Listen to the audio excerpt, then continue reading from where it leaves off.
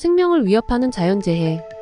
첫째, 지진입니다. 지진은 지구 내부의 판 움직임으로 발생합니다. 순간적으로 대규모의 진동이 일어나 건물 붕괴와 인명피해를 초래합니다. 대표적인 예로 2011년 일본 동일본 대지진을 들 수 있습니다.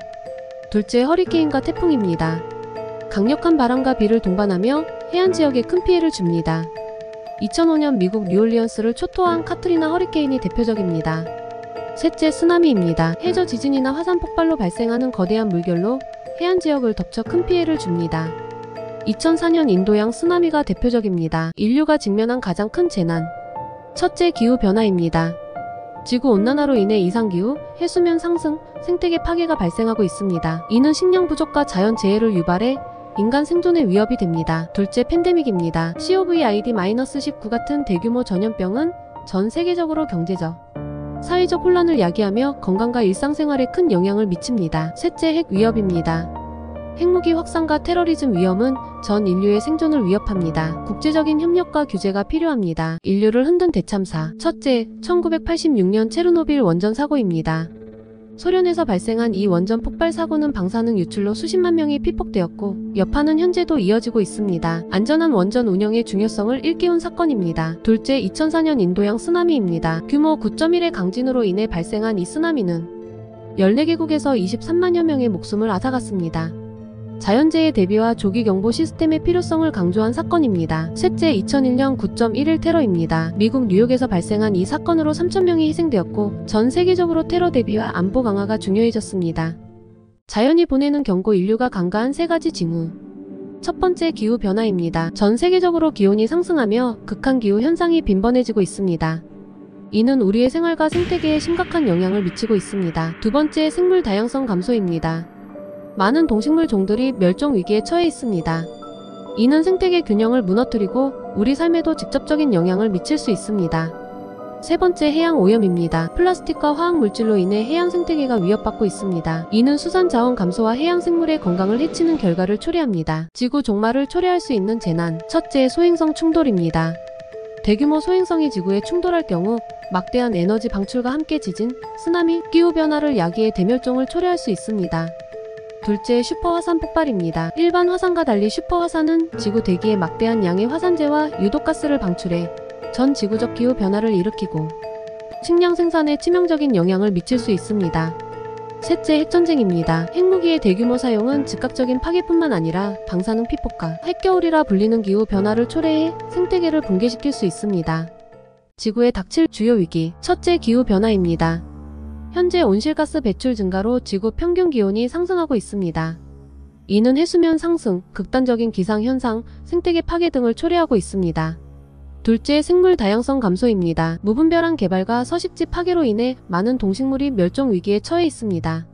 이는 생태계 균형 붕괴로 이어질 수 있습니다. 셋째, 자원 고갈입니다. 석유, 석탄 등 화석 연료의 과도한 사용이 문제입니다. 이러한 자원들은 한정되어 있으며 지속 가능한 에너지 전환이 시급합니다. 지진 생존자들의 이야기.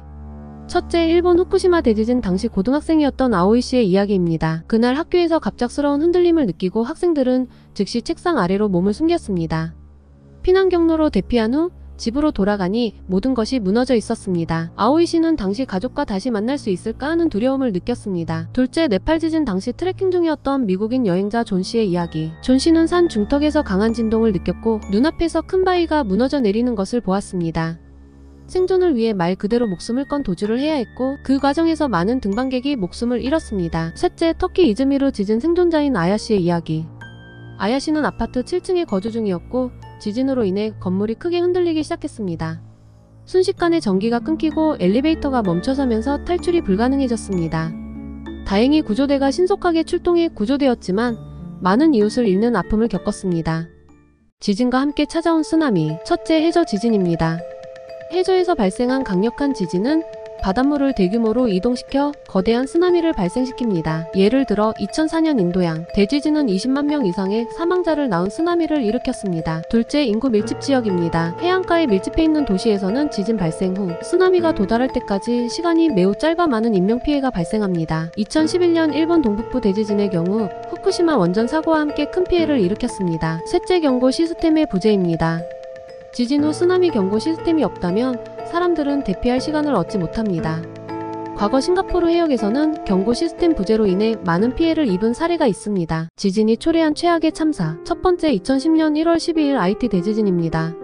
진도 7.0으로 수도 포르토프렌스를 강타해 약 23만 명이 사망하고 300만 명이 피해를 입었습니다. 두 번째 2004년 12월 26일 인도양 지진 해일입니다. 진도 9.1의 지진이 발생해 인도네시아, 스리랑카 등을 포함한 여러 나라에서 약 23만 명이 사망했습니다. 세 번째 2011년 3월 11일 동일본 대지진입니다.